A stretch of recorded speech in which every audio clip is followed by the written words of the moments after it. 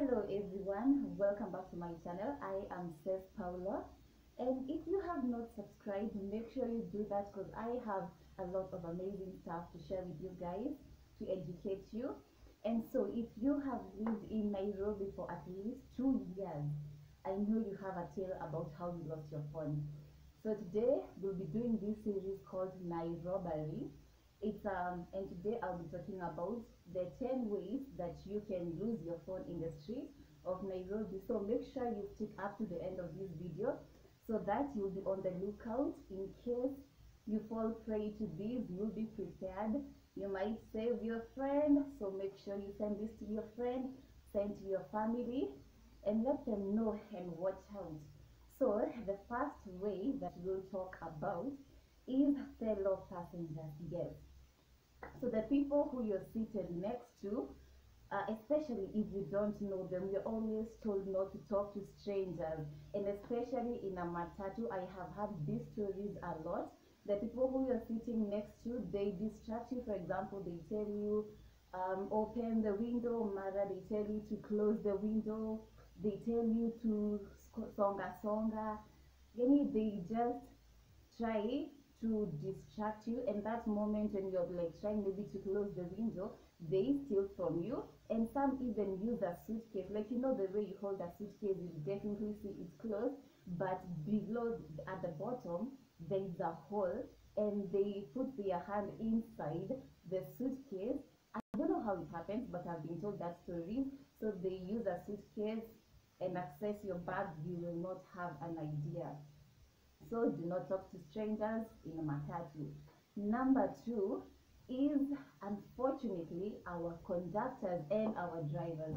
And this happened to me, unfortunately. So one time I was leaving TRM and I was going, I got into a matatu, and right before I reached car wash, I was told that I dropped my phone, like, sister umeangusha simu. So they're like telling you, you're like, that time you're panicking, and they're telling you to like alight from the car very fast before someone takes it. So like yani unaharakisha, and in no time the car has left, there's no phone down.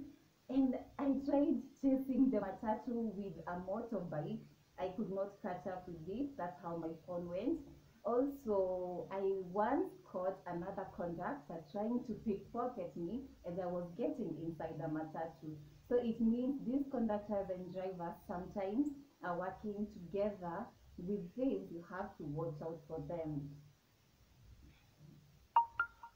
Number three are lottery winners.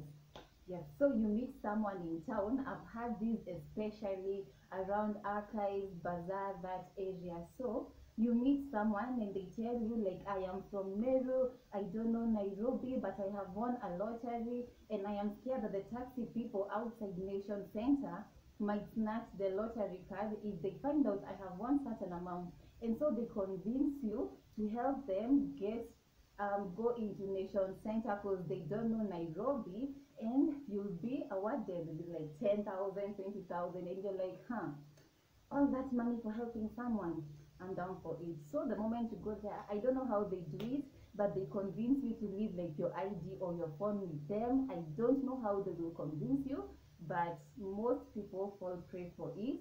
And by the time you go into Nation Center, and you give your story, they tell you, honey, you're not the first one. This has happened several times. Lottery winners are using this trick. So if someone tells you they have won a lottery and they want you to help them, just tell them to ask the guards in town. Like, there are traffic police, there are guards in town, they can clearly help them.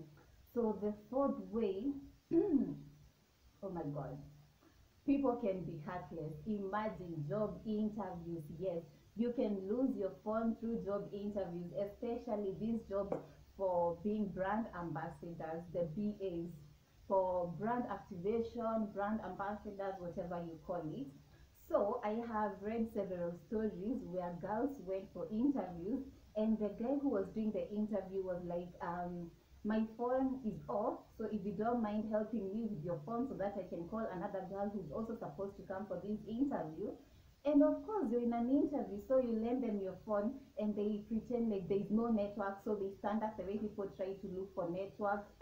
In no time, they have left with your phone. And even if you try to catch up with them, then there's a motorbike outside. If it's a hotel, there's a motorbike outside there waiting, so you'll never catch up with them. Also, where sometimes they turn the victim into the villain. So if you try to say they've stolen your phone, they say it's their phone, and they ask a friend who's working together with them. Maybe he was seated next table to you, but you didn't know. And they say call this number, and when the friend calls the number and it goes through, they say, I told you, how does this friend have my number if it's not my phone? So watch out when you're going for job interviews. The fifth way that you can lose your phone in the streets of Nairobi, I like calling them good Samaritans. This is very common. I'm sure you guys have heard of this.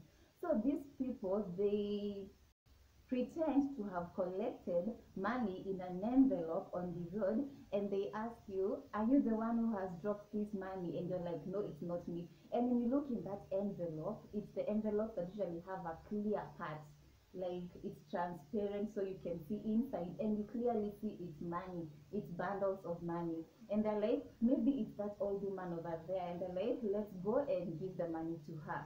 How stupid you go and try to give the money to her, and she'll be like, oh my daughter, I'm so grateful, let me reward you. Just like the lottery winner, they'll tell you, I'll reward you with some money because you have helped me get back my money. And they'll be like, if I open this envelope here, thieves will see and they're going to follow me, so let's go to a private place where we can divide, like I can give you your share. And you're like, this is an old woman, so there's no way you're going to suspect them.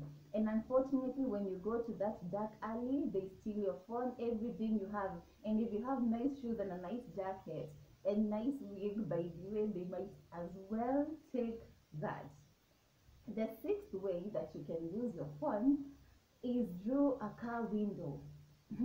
I don't know how many times you people need to be told not to chat inside a car, but this happens every time. I have witnessed this almost every 2 weeks. I witness someone losing their phone through the car window. You are busy chatting or calling someone. Someone might even break the window just to get access into that phone, so you might end up also being hurt.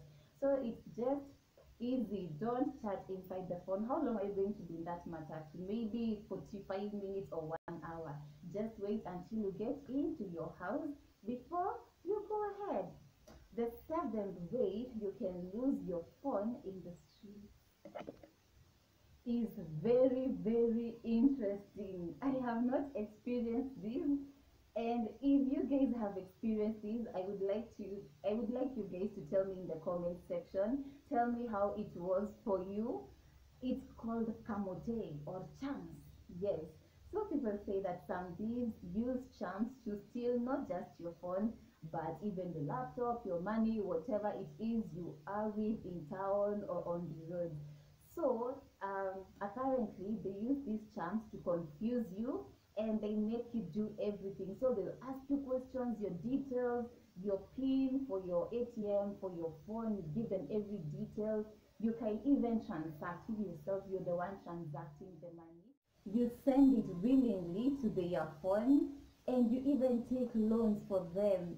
I don't know if you guys can get the picture of you giving everything, because I think with your phone you can literally give almost all your life savings and everything, doing it willingly. People might even think you know each other because of the way you're talking. You're confused. So again, the best way, don't talk to strangers in a matatu, and pray. Maybe that morning prayer you said is what will save you from these things, because you know how it goes.